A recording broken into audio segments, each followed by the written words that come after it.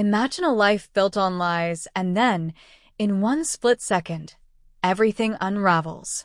What would you do if the darkest secret of your life was about to be uncovered? In this chilling tale, a man's deadly mistake comes back to haunt him. Watch as the tension builds and the truth comes crashing down. Stay with us until the end, because the shocking twist you won't see coming will leave you speechless. The kitchen was quiet. The hum of the refrigerator was the only sound. A dull, monotonous buzz. Everything was still, except for the heavy air. It hung in the room, thick with tension. He stood there, staring at the appliance. His hand hovered near the handle. A bead of sweat traced his temple.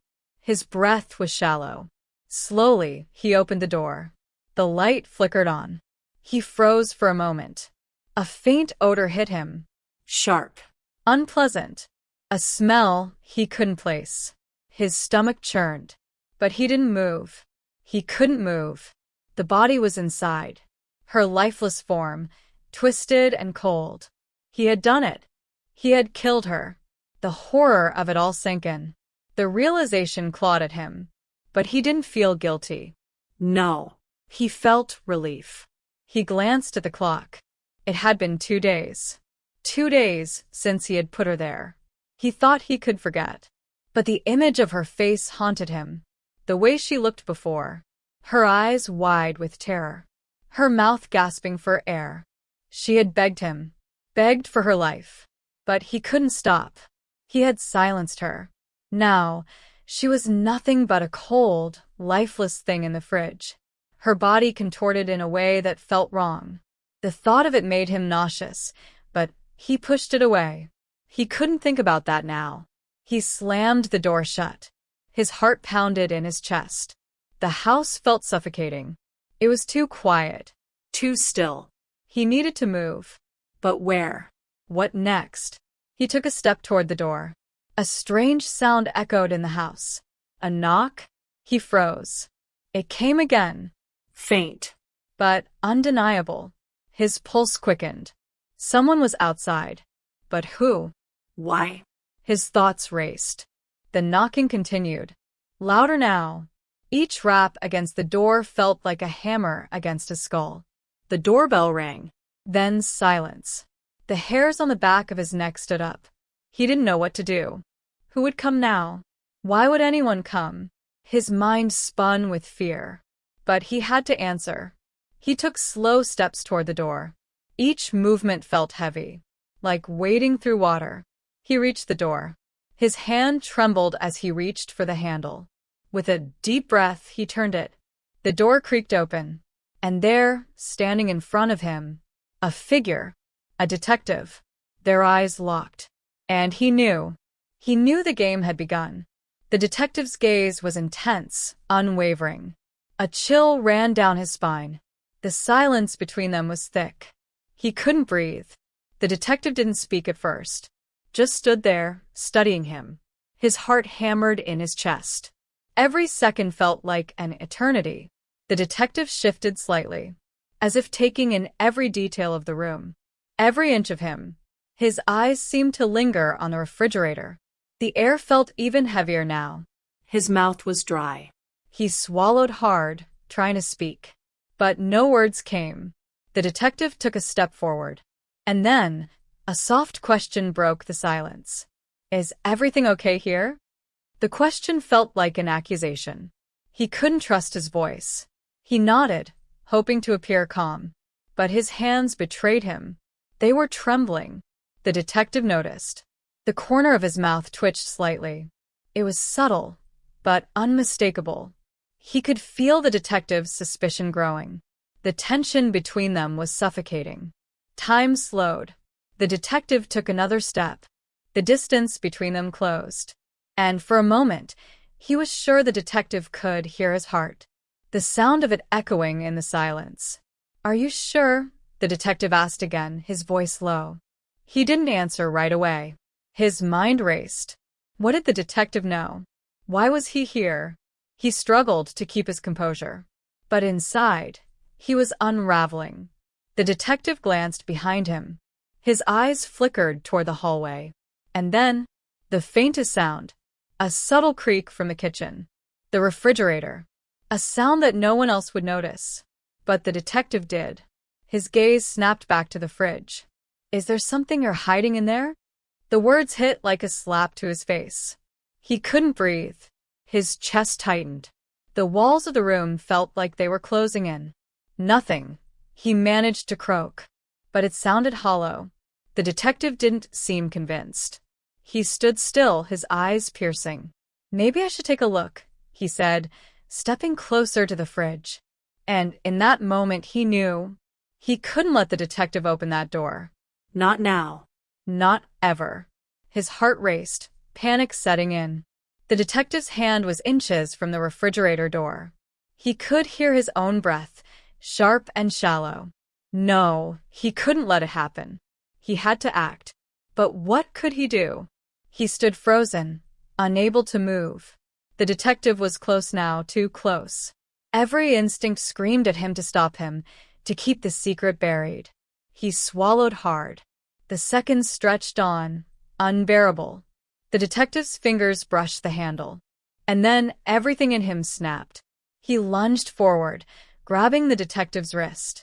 The grip was firm, desperate. Don't, he gasped, his voice shaking. The detective froze, looking at him with a mixture of surprise and something darker, curiosity. What's going on here? The detective asked quietly. His pulse thundered in his ears. He couldn't stop himself. His voice cracked. He tried to pull back, to pretend everything was fine. But his hand was still clutching the detective's wrist, a vice of terror. The detective didn't pull away. Instead, his eyes narrowed. The silence between them stretched again, thick with tension. The detective wasn't buying it. And that's when he felt it. A shift. A change in the air. The detective was no longer just suspicious. He was certain. His gaze moved from his hand, still gripping the detective's wrist, to the refrigerator. He could see it in the detective's eyes. The connection, the understanding. It was like a silent signal had passed between them. The detective didn't need to say anything. The knowledge was already there. I need to see inside, the detective said softly. And with a quick, practiced motion, he twisted his wrist free. Before he could react, the detective reached for the handle again. This time, there was no hesitation. No more doubt. The door opened with a soft click. Time seemed to stop. The light flickered on, casting a cold glow. And there she was, her pale, lifeless body, frozen in the darkness of the refrigerator. The detective's eyes widened, but his face remained unreadable. He didn't flinch, didn't gasp, just a quiet, calculating stare. Then finally he spoke. You made a mistake. The words hung in the air, thick with finality. And in that moment he realized there was no escaping this. The detective's words echoed in his mind, each syllable hammering at his skull. You made a mistake. The weight of the statement settled over him like a heavy cloak. He couldn't breathe, couldn't think. All he could do was watch as the detective stood there, his eyes fixed on the body. The cold light from the refrigerator cast an eerie glow on the scene. For a brief moment, everything felt unreal, like he was trapped in a nightmare. The detective turned his gaze toward him. There was no anger in the man's eyes. No judgment. Just a quiet, unsettling understanding. You thought you could hide it, the detective said, his voice low. A chill ran through him. He opened his mouth, but no words came. What could he say? The truth was there, staring him in the face. There was no way to deny it. The detective stepped closer. Each movement was deliberate, measured. He could feel the weight of the detective's presence, closing in on him. I didn't, his voice cracked. I didn't mean for it to happen. She was going to leave me, he stammered. The detective didn't interrupt. He just watched, his expression unreadable. He had to say something, anything. I panicked, he whispered. I didn't know what to do. So I hit her. I thought I could get away with it. The detective finally spoke again. People always think they can hide the truth. but the truth has a way of coming out. His words hit like a hammer. The realization that there was no escape, no hiding anymore, flooded him with dread. He was trapped. The detective reached for his radio. The sound of static filled the silence, followed by the calm, authoritative voice on the other end. His stomach twisted. He couldn't escape this. The detective's voice was steady, almost too calm. "I need backup. We've got a confession." The words hung in the air, and he felt a sudden, intense vertigo. His knees buckled. He collapsed to the floor, the cold tiles pressing against his skin. Everything was spinning. There was no way out. His fate had already been sealed.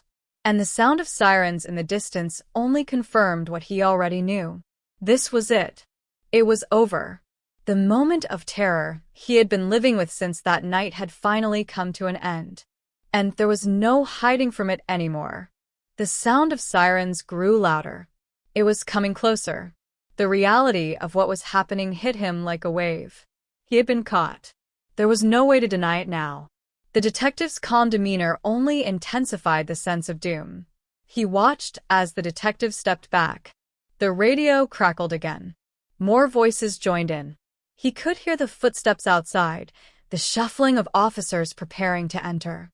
He felt frozen in place. His mind raced through 1,000 thoughts, but none of them made sense. He tried to stand, but his legs felt weak. His entire body was numb with dread. The door creaked open. 2 officers entered, their faces impassive. The detective didn't need to say anything. They were already moving. One of them handcuffed him without a word. The cold metal snapped around his wrists, a final sign of the end. The other officer moved toward the refrigerator. He wanted to scream, to stop them, but the words didn't come. Instead, he just watched as they opened the door. The officers didn't flinch. They had seen it all before. But he couldn't tear his eyes away from the scene unfolding. The body was there, just as he had left it. But now it wasn't just his secret anymore. Now it belonged to everyone. The detective looked at him once more, his eyes sharp. "No more lies," he said softly. His voice was almost comforting, but it was too late. He had already made his choice. And now, the consequences were crashing down around him. The officers led him toward the door. His legs were weak, but they moved him with authority. As they stepped outside, the flashing lights of the squad cars greeted him. The sound of the sirens was deafening. The cold air hit his face, but it did nothing to shake the numbness inside. This was it. The end of everything. And there was no turning back now. The officers guided him down the steps, their hands firm on his shoulders. The cold night air bit at his skin, but it couldn't numb the terror clawing at him. The bright lights from the squad cars painted the world in harsh flashes of red and blue. He barely registered the people standing around, some watching, others whispering. His mind was a blur, the weight of what he had done finally settling in. The handcuffs dug into his wrists, a constant reminder of the reality he couldn't escape. They shoved him into the back of the police car. The door slammed shut with a hollow thud. For a moment, everything went silent. The world outside seemed distant, muffled. But inside the car, the tension was suffocating. The officer beside him stared straight ahead, his expression cold and unreadable. He couldn't take his eyes off the flashing lights, unable to look anywhere else. His mind kept replaying the moments that led to this, over and over. Her face, the way she had looked at him in those final moments. The desperation in her eyes. He could still hear her pleading, still feel her body go limp in his arms. The guilt hit him like a wave, but it was too late for regret. The car started moving, jolting him from his thoughts. The sound of the tires on the asphalt was the only thing he could focus on. The further they drove, the more the weight of the situation pressed down on him. It was all spiraling now. There was no escape, no more hiding. He had gone too far.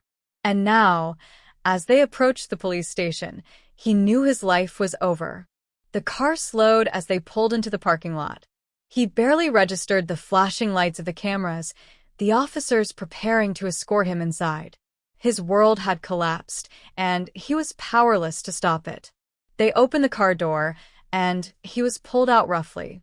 The officers marched him toward the entrance. Each step felt like an eternity. Every muscle in his body screamed to stop, to run. But he didn't. There was nowhere to go now. The detective stood by the door, waiting. His eyes met his again, but this time there was no understanding. No more calm, just the cold finality of what was to come. He was led into the building, and as the heavy door swung shut behind him, he knew that nothing would ever be the same again. The door slammed shut with a deafening echo. The sound reverberated in the cold, sterile hallway of the police station. He could feel the eyes of the officers on him, watching, judging. Every step he took felt like it was sinking him deeper into his fate. They led him down the corridor, the harsh fluorescent lights above casting eerie shadows. He couldn't focus on anything but the cold metal of the handcuffs and the sound of his own breathing. Each step was like a countdown to something inevitable. The walls seemed to close in as they approached the interrogation room. The door swung open with a creak. The room was small, oppressive. A single table sat in the center, flanked by two uncomfortable chairs. The air was stale, the smell of stale coffee and paper hanging in the air. The officer shoved him into one of the chairs, his movements swift and sharp. He barely felt it. His body was numb. The door clicked shut behind him. He was alone. The silence was suffocating. He could hear the faint hum of the air conditioning, but nothing else. He stared at the table, unable to focus on anything else. Every part of him wanted to escape, but there was no way out. The reality of what he had done hit him again, this time with a force that made his chest tighten. He couldn't breathe. He wanted to scream, to say something, anything to make it stop. But the truth was inescapable. The door opened again. The detective entered. His footsteps were quiet, measured. He didn't say a word, just took a seat across from him. Their eyes met. The detective didn't need to say anything. The weight of the silence was enough. The detective folded his arms across his chest, watching him carefully. "You're not going anywhere," he said quietly. His voice wasn't angry, just resigned. He swallowed, trying to steady his shaking hands. But the words wouldn't come. The detective leaned forward slightly, his gaze intense. "It's over," he said, his tone final. The words cut through him, sharp and cold. He wanted to scream, to argue, but all that came out was a broken sigh. The detective leaned back in his chair. "Do you know why I'm here?" he asked, his voice low. He opened his mouth to respond, but nothing came out. The detective didn't wait for an answer. He simply nodded, as though the answer was already clear. "You've been running for too long," the detective said softly. "And now, there's nowhere left to hide." The finality of those words crashed into him. And as the detective's eyes locked onto his, he realized with chilling clarity. It was truly over. The detective's gaze held him firmly in place, like a predator watching its prey. The room felt colder now, the air thick with the weight of impending consequences. He wanted to look away, to escape the suffocating intensity of those eyes, but he couldn't. The truth was right there, staring at him, undeniable, unavoidable. His throat tightened, but still, he couldn't speak. The detective didn't rush him. He sat back, studying him with a calm that only seemed to make everything worse. It was as if he knew exactly what was happening inside his mind. The detective's voice broke the silence again, quieter this time, but with the same unyielding certainty. "You think you can outrun your mistakes." He shifted uncomfortably in the chair, his legs restless. The hum of the air conditioning became unbearable. "I thought I could," he murmured, his voice barely audible. The detective's eyes softened, just a fraction, but it didn't lessen the weight of his words. "You might have believed that. But nothing stays hidden forever." His stomach churned. The reality of it all sank in deeper. He had been so sure, so certain that no one would find out. The quiet moments, the stillness of the house, had lulled him into a false sense of security. But now, sitting here, it all felt so fragile, like it could crumble to dust at any second. The detective continued, his voice calm and even, like he was simply stating facts. You took a life. You thought you could erase it, but all you did was bury it. He closed his eyes briefly, as if trying to block out the words. But the image of her face, her last breath, would never fade. He would carry it with him for the rest of his life, whether he wanted to or not. The detective leaned forward, his eyes never leaving his. You can't escape the truth, he said quietly, almost as if speaking to himself. A wave of defeat washed over him. There was no running, no hiding. It was done. The weight of his actions was crushing him now, suffocating him under its unbearable pressure. He didn't know how long he sat there, just staring at the table, barely aware of the detective still watching him. But then, the door opened again. This time, 2 officers stepped in, their presence final. The detective stood up, his movements smooth and controlled. He looked at the officers, then back at him. You're not going to get away with this, he said, his voice firm. The finality in his words was all-encompassing. And as the officers stepped forward to lead him away, he realized he never had a chance. Everything he had done had led to this moment. The detective was right. There was no escaping the truth. The officers guided him out of the interrogation room, their grip firm and unyielding. His feet shuffled, dragging as if he were walking through quicksand. Each step felt like it was taking him further away from the life he once knew, a life that now seemed as distant as a dream. The fluorescent lights flickered overhead, casting a sickly glow on the stark walls. He barely registered the conversations of the officers passing by, their voices blending into the background like static. The silence inside him was deafening, louder than any noise in the room. He had spent days, weeks even, living in fear, hoping that maybe, just maybe, he could outrun it. But now, as they led him down the sterile hallway, the crushing weight of reality was too much to ignore. It was over. There was no more running, no more hiding. His mind flickered back to her face, her terrified eyes, her trembling hands. He had promised himself that it would be the last time he ever saw her. But it wasn't. Her memory clung to him, a shadow that refused to leave. He thought he could bury it, lock it away in the depths of his mind. But the truth had a way of surfacing, didn't it? The officers pushed him toward the elevator. The cold steel doors slid open with a soft hum, and he stepped inside, the small space feeling claustrophobic. The weight of his actions settled deeper, suffocating him with each passing second. As the elevator descended, he stared at the floor, unable to meet anyone's eyes. He wasn't sure what hurt more, the memory of what he had done, or the knowledge that it was too late for redemption. The doors opened with a soft chime, and he was led into the holding area. The cold, hard benches stared back at him, waiting.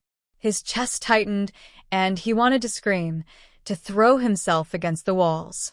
But he didn't. He knew there was nothing left to fight for. As they cuffed him to the bench, the finality of it all washed over him. He had made a choice, and now he would pay for it. The door slammed shut behind him, and in that moment, he understood the true meaning of being trapped. The holding cell was cold. The harsh lights above flickered occasionally, casting brief shadows across the concrete walls. It was quieter now, the world outside distant, as though it no longer existed. He sat on the bench, the metal digging into his skin, the cold seeping into his bones. But the physical discomfort was nothing compared to the turmoil inside him. His mind was a storm, the memories of what he had done replaying on an endless loop. He closed his eyes, but the images wouldn't go away. Her face, her scream, her lifeless body. It all felt like it had happened in another lifetime. But it hadn't. It was real. And now, as the reality of his situation sank in, he understood the finality of it all. There was no coming back. No undoing the past. The door opened suddenly, breaking his thoughts. A guard stepped in, looking at him with a mixture of indifference and pity. He didn't speak, just motioned for him to stand. And as the cuffs were removed, he felt a strange emptiness. It wasn't relief. It wasn't freedom. It was simply the absence of anything. The door closed behind him with a soft click. He was led down the hallway, each step echoing louder in the stillness. His mind was numb, his body exhausted. And yet, the questions lingered, questions he would never be able to answer. What had driven him to that point? What could have been so terrible that he thought he could erase it all? The world outside was still and silent, the streets empty as if the entire city had forgotten him.